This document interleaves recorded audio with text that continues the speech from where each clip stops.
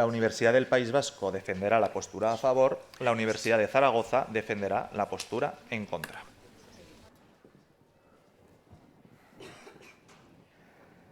Una hoja de papel, la puedo arrugar, la puedo tirar al suelo y luego si la quiero recoger y hacer que vuelva a estar como antes, por muchos recursos de los que disponga, no lo voy a conseguir.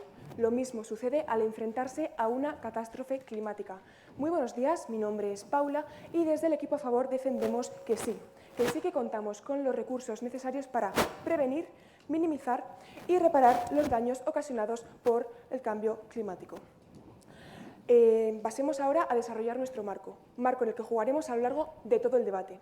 Desde el equipo a favor entendemos estar preparados para poder responder de forma adecuada, cómo tomar las medidas y las precauciones necesarias para afrontar los desafíos climáticos muy importantes, señoras y señores, dentro de nuestras posibilidades y contando con las tecnologías actuales y de esta manera minimizar el impacto humano y el impacto económico de la catástrofe.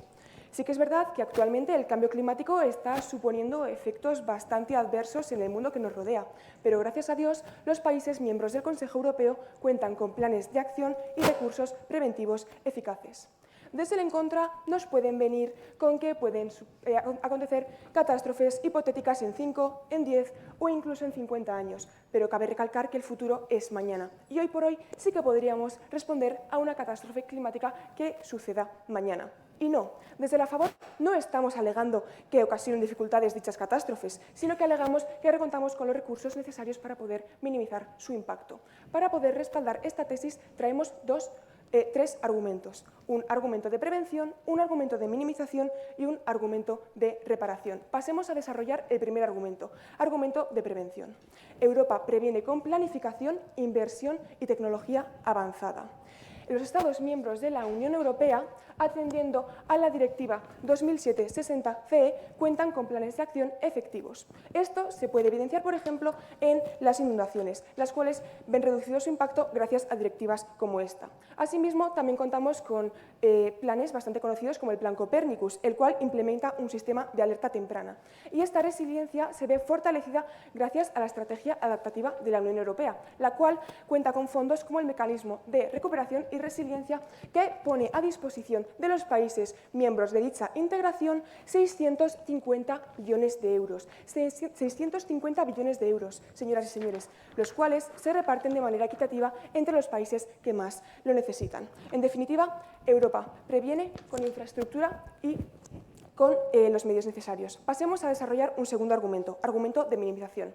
Tenemos dos patas para este argumento. Por un lado, sistemas de alerta y respuesta rápida, como el sistema de alerta precoz y respuesta, el cual permite realizar evaluaciones rápidas y eficaces. Y por otro lado, tenemos los servicios de emergencia, los cuales están profesionalizados y coordinados, no solo a nivel nacional, sino también a nivel internacional, gracias al Mecanismo de Protección Civil de la Unión Europea. En definitiva, Europa minimiza dando respuestas rápidas y respuestas conjuntas. Y finalmente tenemos un argumento de reparación, esto es, el post de la catástrofe. Europa también está presente en dicho post. Los fondos, como he mencionado anteriormente, son claves y especialmente para restaurar después de la catástrofe. Fondos como el Fondo de Solidaridad de la Unión Europea ha dado muchas ayudas desde el año que se creó en 2002 hasta el año 2022. Pero ¿qué pasa con aquellos países que no forman parte de la Unión Europea? Pues bien, estos países también cuentan con la ayuda de la Unión Europea, como mi compañera R1 lo demostrará después. Así que sí, puede que yo no pueda hacer que este papel vuelva a estar como antes, pero sí que puedo hacer que cumpla su función. Muchísimas gracias.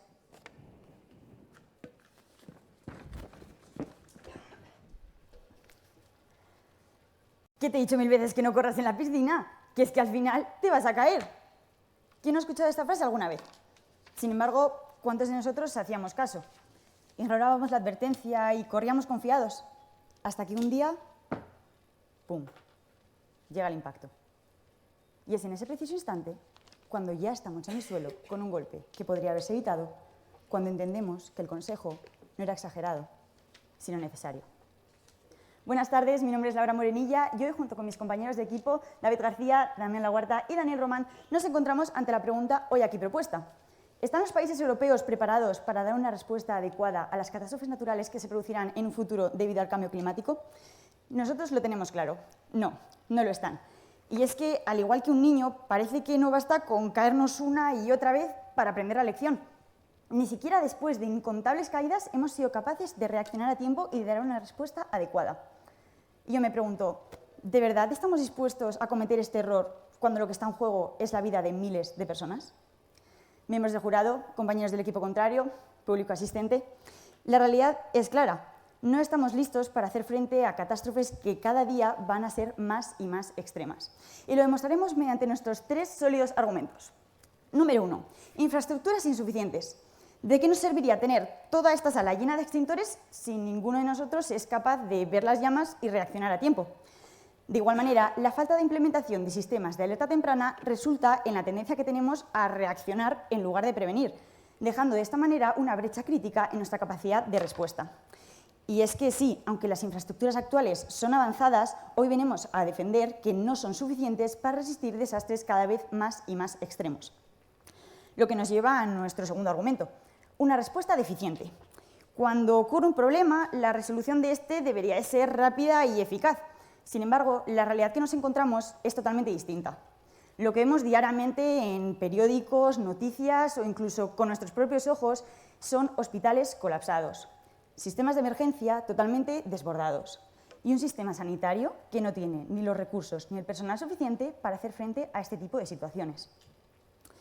La mala gestión sumado a la insuficiencia de personal nos deja totalmente vulnerables ante cualquier tipo de catástrofe.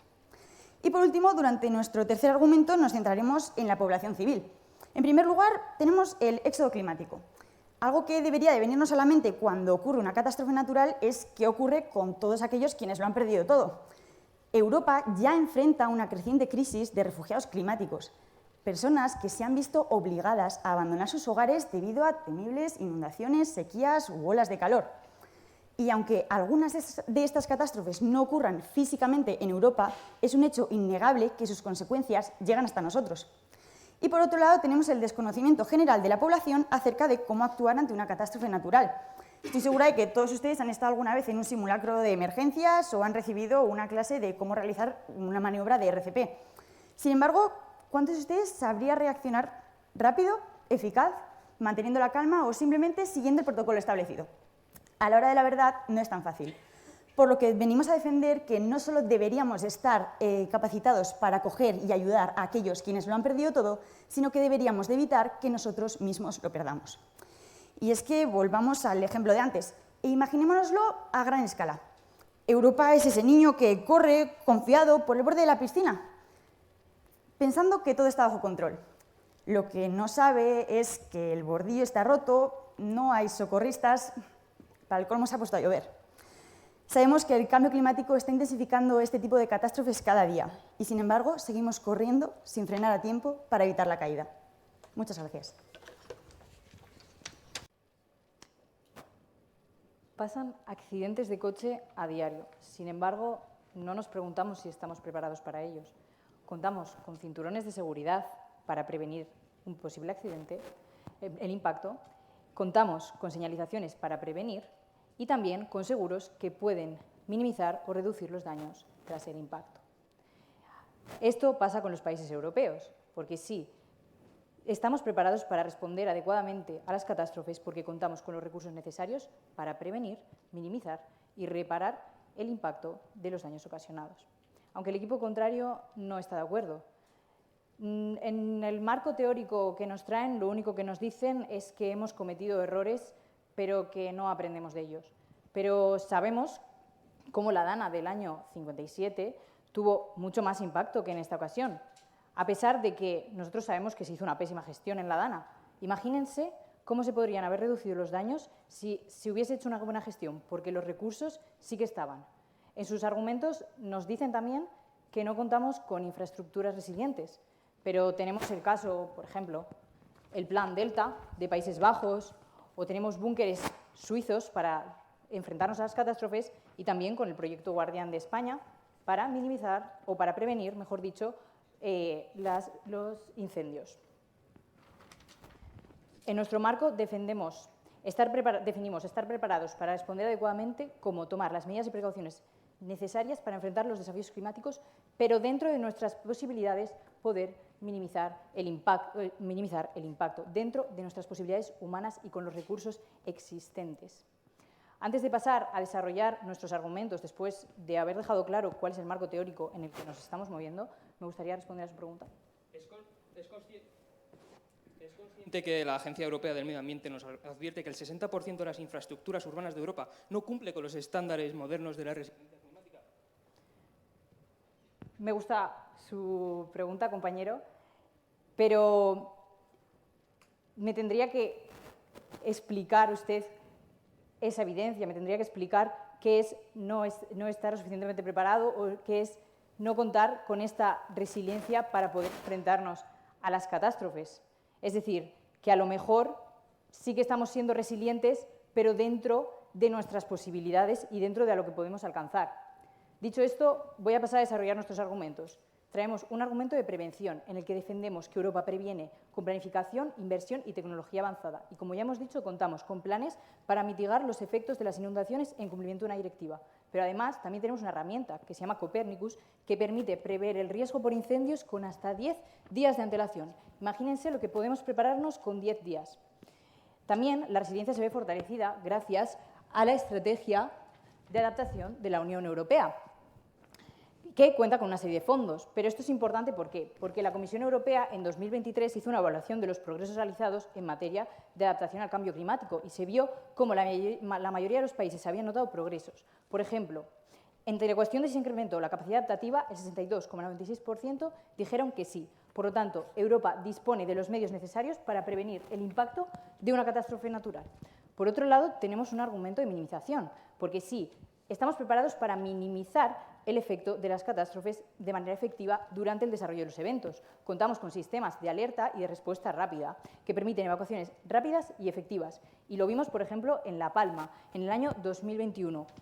En la erupción del volcán, gracias a los sistemas desarrollados por diferentes institutos locales, se lograron salvar más de 7.000 vidas. Y no solo eso, sino que en septiembre de ese mismo año, la Red Sísmica Nacional recibió el premio AENOR, que acreditaba la buena gestión hecha durante la erupción. También contamos con servicios de emergencias profesionalizados y coordinados, tanto a nivel nacional como internacional, gracias al Mecanismo de Protección Civil de la Unión Europea. Por lo tanto, estos medios de respuesta conjunta y rápida son clave para minimizar los daños durante las catástrofes. Traemos un tercer argumento de reparación, porque sí, los países europeos también están en el post de la tragedia, acompañando a las víctimas y proporcionando también los recursos para la reconstrucción. Contamos con inversiones y fondos que son clave para restaurar las zonas afectadas, como el Fondo de Solidaridad de la Unión Europea o el Fondo Europeo de Desarrollo Regional. Pero es que no solo eso, sino que los países que no forman parte de la Unión Europea también se ven beneficiados, y lo vimos en el terremoto de Turquía en el año 2023. Este país recibió 6.050 millones de euros por parte de la Comisión Europea para la reconstrucción del país. Por lo tanto, Europa no solo actúa frente a la tragedia, sino que también impulsa la reconstrucción con fondos, cooperación y solidaridad, garantizando una recuperación rápida y efectiva. Muchísimas gracias.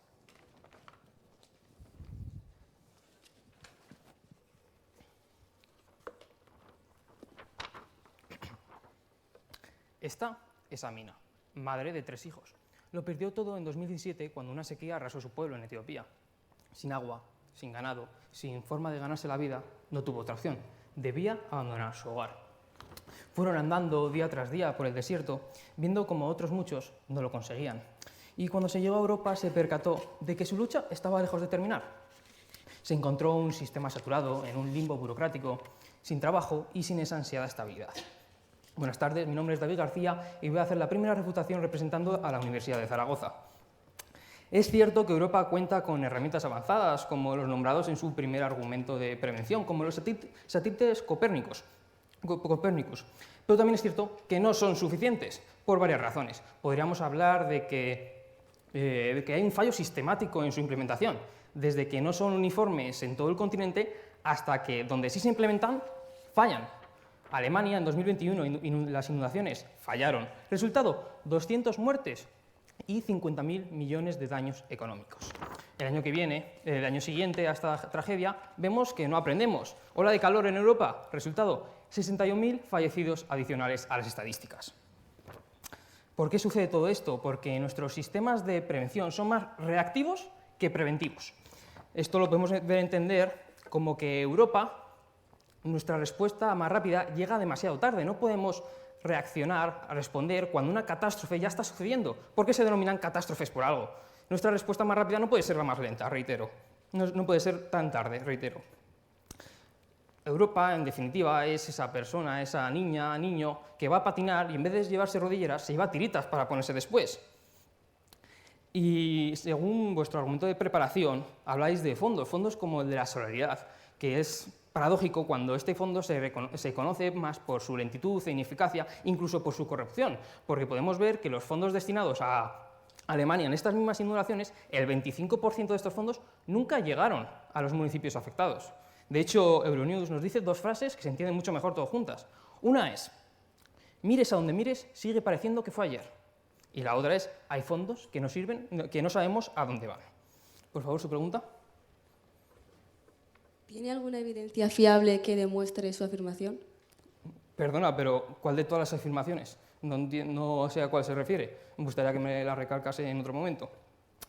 Pero la falta de preparación no solo afecta a la gestión de desastres naturales, también a la respuesta sanitaria que damos ante ellos, porque tenemos pocos médicos, poco retribuidos y en definitiva es el caldo cultivo perfecto para que un sistema colapse, algo que ya sucede en situaciones cotidianas. Y por eso nos preguntamos qué es lo que necesitamos para aceptar que nuestro sistema sanitario será totalmente inoperante e ineficaz en cuestiones de situaciones de emergencia. Necesitaríamos que la ministra de Sanidad francesa, por ejemplo, reconozca que el 87% del territorio es un desierto médico, o que lleguen peticiones al Parlamento Europeo con el título Alerta roja, hospitales en peligro, o que Alemania tuviese que cerrar todos sus servicios de urgencia por falta de médicos, o que incluso el sindicato sueco pruebe que la sanidad se sostiene gracias a las 3 millones de horas extra que realizan en su país. Porque, señores y señoras, si necesitamos todo eso, ya lo tenemos. Otro sistema que se vería totalmente desbordado sería el sistema de acogida. Los refugios climáticos no son una cuestión de si ocurrirán o no ocurrirán, sino de cuándo y de qué magnitud. Europa no está lista porque ni siquiera lo reconoce en su marco legal internacional. Esto significa que no tienen derecho garantizado a asilo ni protecciones internacionales. Sin embargo, la otra cara de la moneda nos encontramos el panel intergubernamental de expertos ante el cambio climático, que estima que para 2050 haya 200 millones de refugiados climáticos llamando a nuestras puertas. Sin embargo, actualmente estamos en 2025, con flujos mucho menores, pero nuestros sistemas de acogida ya están desbordados. Puedes ver a España, centros que para 2.000 personas albergan a más de 5.500. Incluso en Alemania, que están al 900% de su capacidad. 4.000 personas donde debería haber 400. Y lo mismo sucede en Alemania, Polonia, Grecia y demás países de países europeos. Y es que si Europa ya colapsa actualmente, ¿qué podemos esperar de este futuro? Que no haya una o dos, sino que haya miles de respuestas inadecuadas. Europa no está preparada. No lo está hoy ni no lo estará en un futuro, cuando la magnitud del problema sea totalmente incontrolable. Si nuestros hospitales colapsan en tiempos de normalidad, si nuestras infraestructuras no son resilientes y ceden ante cada tormenta, si nuestros sistemas de acogida ya están desbordados, ¿cómo podemos estar hablando de preparación cuando cada emergencia nos demuestra lo contrario? Muchas gracias.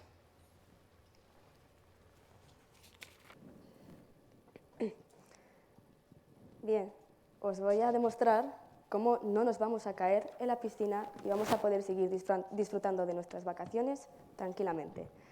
Buenas tardes, soy Leire y voy a realizar la segunda refutación del equipo a favor. Antes que nada, me gustaría hablar sobre los marcos de cada equipo para poder dejar claro esta postura. Bien, nos dicen desde el equipo en contra que cada día ocurren catástrofes más extremas. Claramente, nadie lo ha negado en ningún momento, si no, no habría debate. Obviamente hay catástrofes más extremas, sin embargo, desde el equipo a favor no lo estamos negando, no negamos que haya cambio climático. Nosotros decimos que estar preparado para responder adecuadamente significa minimizar tanto el impacto económico como humano. Sin embargo, desde el equipo en contra no nos han definido este concepto, por lo tanto no están respondiendo a la pregunta, ya que si no han establecido un barómetro de qué es para ellos estar preparado, no nos pueden decir por qué no lo estamos. Sin embargo, desde el equipo a favor lo hemos demostrado, hemos definido, que se lo repito para que quede claro, ya que es muy importante, que es minimizar tanto el impacto humano y económico. Además, no nos puede pedir que los países europeos solucionen completamente las catástrofes derivadas del cambio climático, ya que esto es una utopía, es imposible, y recuerden, no se le puede pedir peras al olmo. Pero bueno, antes de continuar con la refutación de los argumentos, veo que el equipo en contra no está muy de acuerdo.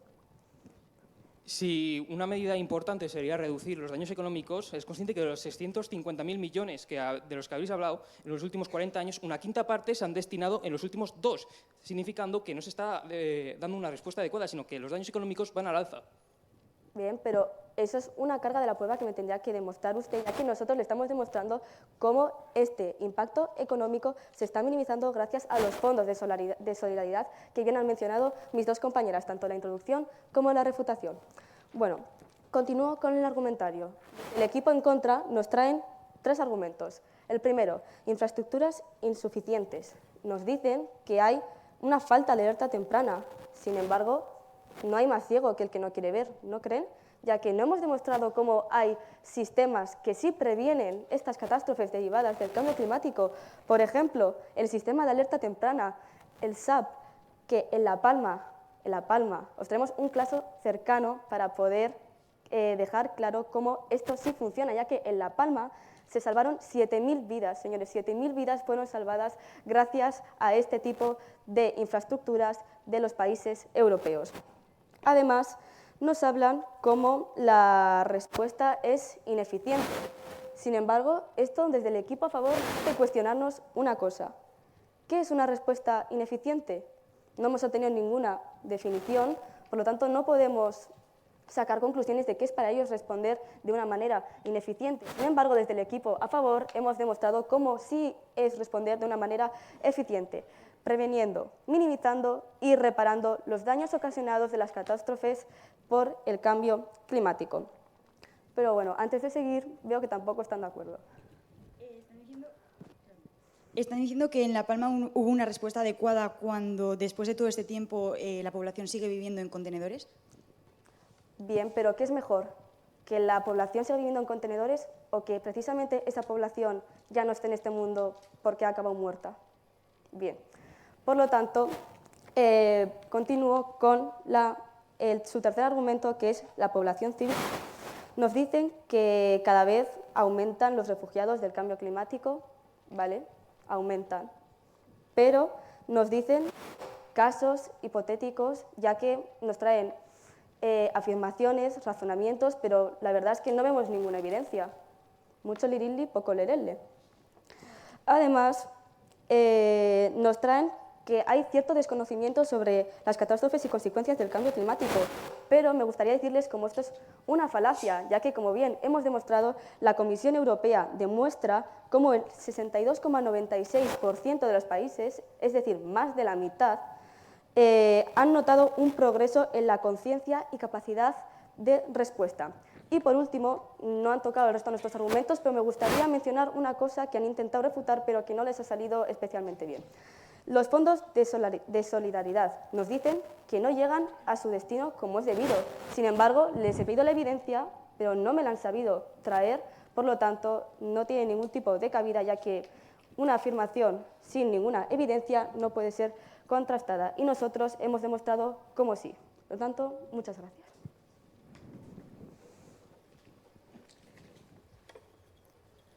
«50 centímetros. Estos son 50 centímetros.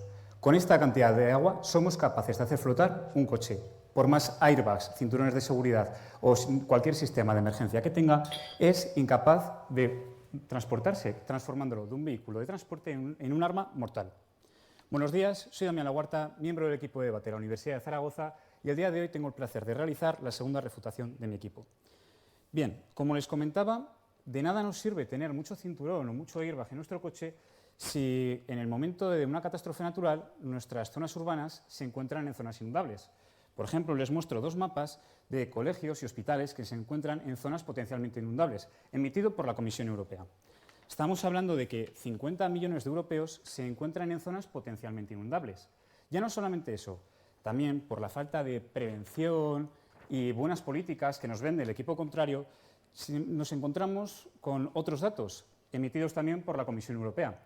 El 30% de la población europea que se encuentra en el sur del continente vive en el llamado estrés hídrico permanente por la mala gestión de sus gobiernos en cuanto a la gestión del agua y aumenta la tasa de incidencia de incendios, inundaciones, sequías o falta de agua potable. También nos comentaban que no, nuestros servicios de emergencia responderían adecuadamente en caso de catástrofe. Bien, y es que todo el mundo esperaría que en el momento que haya una catástrofe natural, los servicios de emergencia acudieran a nuestro auxilio. Y es que, por ejemplo, en España contamos con el tercer mejor sistema sanitario de Europa y el quinto mejor del mundo. Sin embargo, estas noticias quedan un tanto solitarias si no las acompañamos con titulares como estos. Los profesionales en pie de guerra. Los médicos van a la huelga. La Unión Europea reconoce que hace falta profesionales. Estamos hablando de que miles de enfermeros hacen falta en todos los hospitales de Europa. Ya no solamente ello, sino que en un caso de catástrofe natural necesitaríamos transportar a estos enfermos que se encuentran en los hospitales en zonas inundables. Sin embargo, nos faltan conductores de ambulancias y también las propias ambulancias para poder transportarlos. Y cuidado, esta información no la baso en ninguna noticia, la baso en este informe de Deloitte, encargado por la Unión Europea y que se encargó de analizar todos los hospitales que se encontraban dentro del continente europeo. Sin embargo, los hospitales puede ser que no respondan bien. Sin embargo, nuestros bomberos, nuestros militares de emergencia sabrán responder bien, pero llevan años y años pidiendo mejores financiaciones, mejores dotaciones, mejores prestaciones que, sin embargo, no les están llegando. La pregunta, por favor. Sí, compañero. ¿Podría usted establecer qué significa estar preparados para vosotros? Estar preparados adecuadamente para una catástrofe natural significa que, en el momento de una catástrofe, nuestros servicios estén preparados para responder a un caso de exigencia extraordinario. Y estamos viendo, por el contrario, que nuestros servicios de emergencia y sanitarios están al borde del colapso, en un contexto cotidiano. Ahora, en este momento, no hay ninguna riada, ninguna inundación, no hay ninguna catástrofe, y sin embargo están al borde del colapso.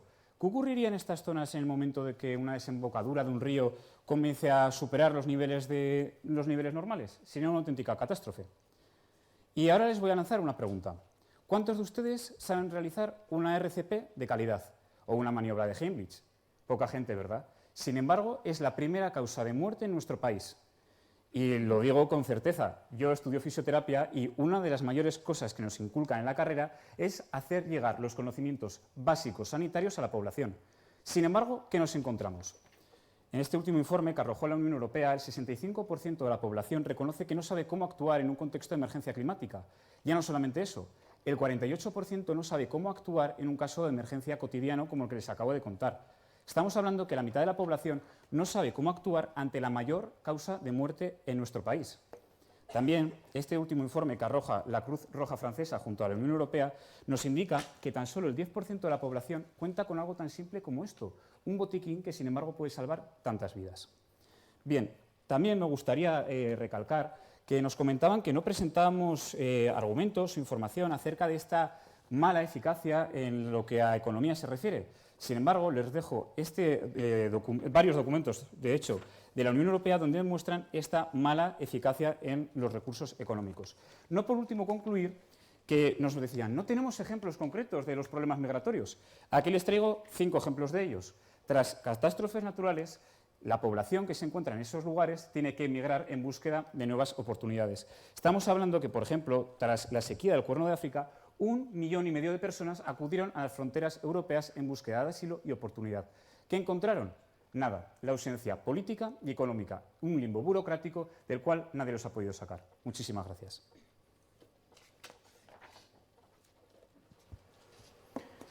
Infraestructuras insuficientes e ineficaces. Mala gestión e insuficiencia de personal sanitario y de emergencias en general. Repercusión directa de catástrofes naturales que ocurren fuera de nuestras fronteras que tienen repercusión directa en nuestro territorio. Estas son solo 3 de las múltiples razones que nos hacen tener clara nuestra respuesta ante la pregunta planteada. No estamos preparados ni de cerca para responder adecuadamente ante las catástrofes naturales que se puedan derivar en un futuro por el cambio climático.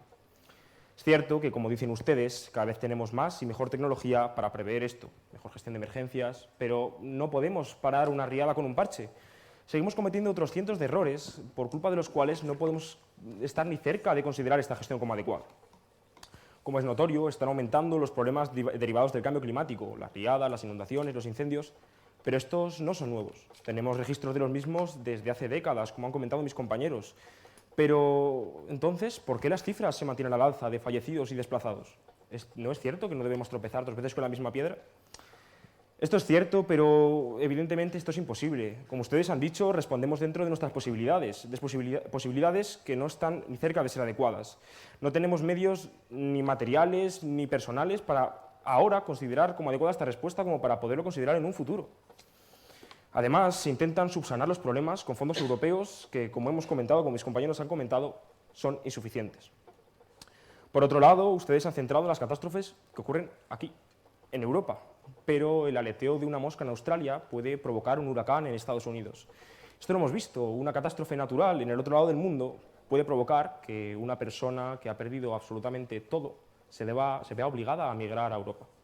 Pero llega aquí y se encuentra con que no somos capaces de acoger a estas personas que lo han perdido absolutamente todo. No son una, son millones. A pesar de esto, no podemos negar que Europa no va del todo por mal camino. Ustedes lo han dicho, cada vez se invierten más recursos y tenemos mejores sistemas de prevención. Pero tenemos dos problemas. Son muy pocos los países que podemos poner de ejemplo de estas buenas medidas. Suiza, Países Bajos, que, recalco, aún así se quedan insuficientes. Pero luego también tenemos el segundo de estos problemas. Solo tenemos 2, 3 ejemplos de países que van por buen camino dentro de un mar de países a los que les queda mucho por trabajar. Ustedes mismos lo han comentado en la Dana. La gestión de la Dana no fue adecuada y estamos hablando prácticamente del presente. Otro ejemplo de esto es España. Como ha comentado mi compañero Damián, nos encontramos terceros en el ranking en cuanto a respuesta de emergencia sanitaria se refiere. Nos encontramos terceros, un país que no está ni cerca de ser adecuado en cuanto a la respuesta de emergencias se refiere. Un país que tiene en continua huelga al sistema sanitario. Porque, tal y como hemos citado al inicio del debate, Europa, no es más que un continente, una persona, un niño, que tras haberse caído decenas de veces, sigue, sin preocupación, corriendo por el borde de la piscina descalzo, sabiendo que se va a volver a caer una y otra vez. Muchas gracias.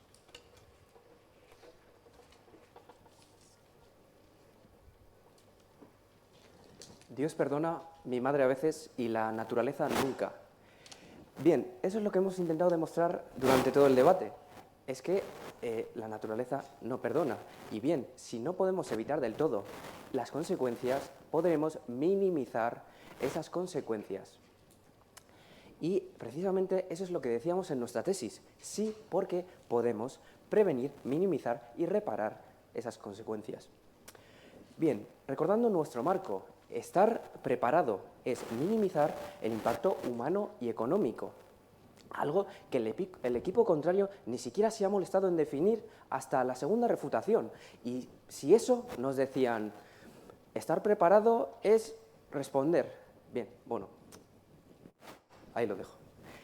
Y posteriormente nos hablaban de una insuficiencia continuamente. Insuficiente, insuficiente, insuficiente. Vale, pero ¿qué es insuficiente? ¿Y por qué esa insuficiencia hace que no podamos responder adecuadamente? Posteriormente se iba por las ramas totalmente el segundo refutador, que si el sistema sanitario, que si los bomberos, precisamente los bomberos nos admitían que estaban bien, que funcionaban bien. Y bueno, también nos hablaban de unos pagos que no llegan. Pedimos evidencia, no nos la dan, por lo que esa afirmación queda en el vacío. En cuanto a su línea argumental, nos traían un primer argumento de infraestructura insuficiente y nosotros continuamente con nuestros argumentos hemos demostrado que efectivamente esa infraestructura sí existe. Ellos mismos mostraban en su afirmación, si bien esa infraestructura está desarrollada, no sigo la frase, pero es que con eso ya vale, nos decían ellos mismos, esa infraestructura está desarrollada. En su segundo argumento, respuesta deficiente. Pues lo mismo que ocurría antes. ¿Qué es deficiente? No nos lo han dicho. En su tercer argumento de población civil nos hablaban de los refugiados climáticos, pero bien, ¿por qué que haya refugiados climáticos hace que no podamos responder adecuadamente? Prefieren que esos refugiados ni siquiera puedan refugiarse y quizás acaben peor. Y acaban con un conocimiento de la población, algo que mi segunda refutación ha demostrado con evidencias que los países, la Comisión Europea en 2023 decía que en 2 años gran cantidad de países decían que el 62,92% de los países ha mejorado su conocimiento. Bien, muchas gracias.